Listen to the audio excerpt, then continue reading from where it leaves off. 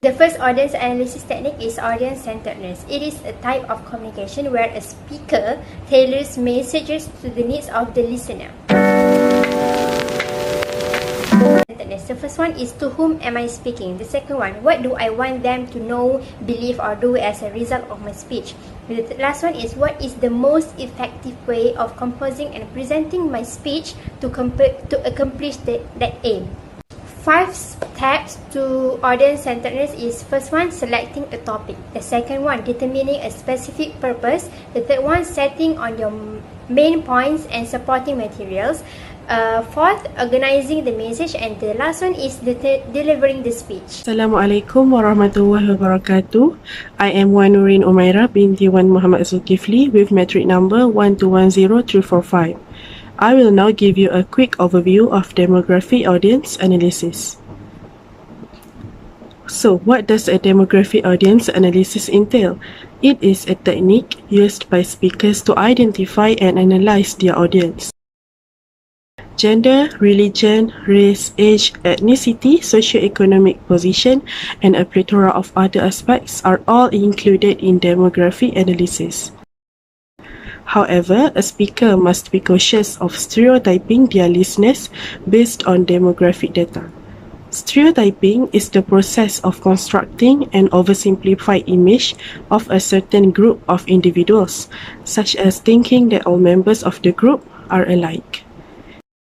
These categories frequently underlie an individual's experiences and views, thus a speaker's discourse should be tailored accordingly.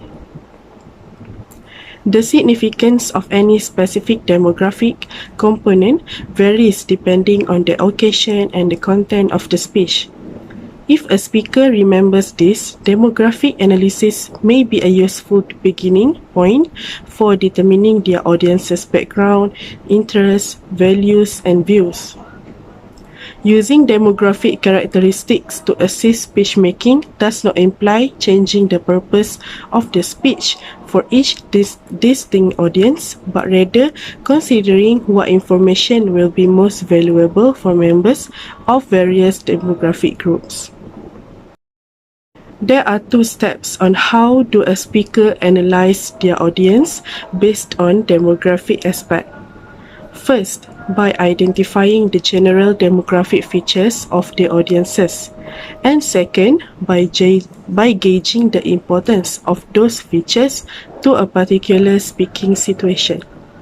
That is all for my part. Thank you. Assalamualaikum. Next, I'm going to present about the psychology of the audiences. Guys, what do you do when you listen to a speech? Sometimes you pay close attention, but the other times you let your thoughts wander. People can be compelled to attend a speech, but no one can make them listen. So, the speaker has to make the audience choose to pay attention. Even when someone do pay attention, they don't process a speaker's message exactly as the speaker's intent. Auditory perception is always selective. Every speech have 2 messages. First, the one sent by the speakers. Second, the one received by the listener. Listener more likely to be interested in information that has proximity, a relationship to their personal space. What a speaker says are filtered through the frame of the listener's reference, the sum of her of his needs, interests, expectation, knowledge, and experience. As a result, we listen and respond to speeches not as they are, but as we are. Audience usually want to hear about things that are important to them. People are egocentric. They pay closest attention to messages that affect their own value, beliefs, and well-being.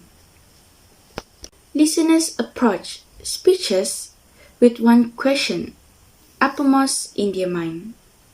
why is this important to me? So, the answer is if they pay attention or not to your speeches. I will explain about situational audience analysis. This technique focuses on situational factors such as the size of the audience and the physical setting for the speech. For the size of the audience, it's about analyzing how many people are listening to your speech, whether you talk to a small group of audience or medium-sized audience.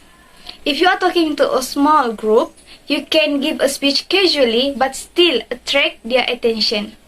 However, no matter what size of the group, bear in mind one basic principle, which is the larger the audience, the formal your presentation must be. Because the size of the audience may also affect your language, choice of appeals, and visual aids. Next, physical setting. It's important for you to know any difficulties with the physical setting. When you are invited to speak, you can look over the room provided a few days in advance, or you can come early on the day of your speech to inspect the room. Please check the seating arrangement to make sure your audience can see you and hear your voice.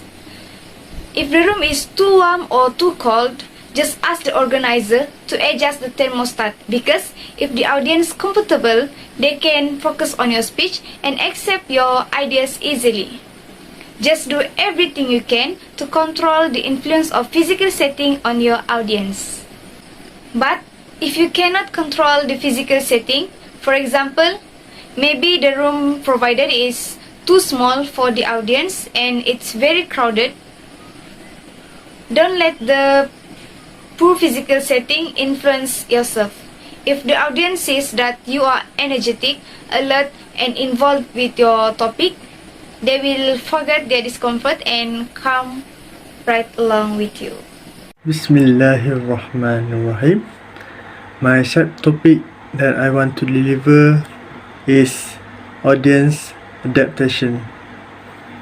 The definition of audience adaptation is the process of tailoring speech information to the needs, interests, and expectation from the audience. In a public speaking, there are many reactions that the audience show that will see by the public speakers. Among of the reactions is sad, bored, and happy. Depends on the situation and what the topic that the public speakers presents. This situation is expected by the public speakers as uncomfortable situations.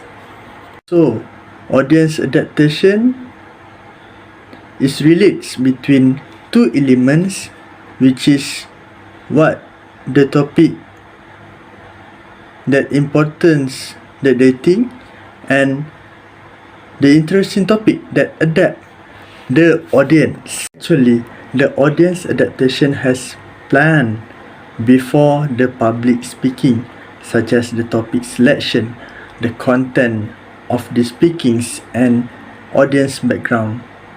These are the preparation to get the audience adaptation. While during the public speaking, the public speakers analyze who give attention and focus the most, and the public speakers do what they have planned before the public speaking starts. In short, the public speakers must master this audience adaptation to attract the audience interest. And that's all from our group. We hope you are enjoying this video and give the support to us. Till then, goodbye and Assalamualaikum warahmatullahi wabarakatuh.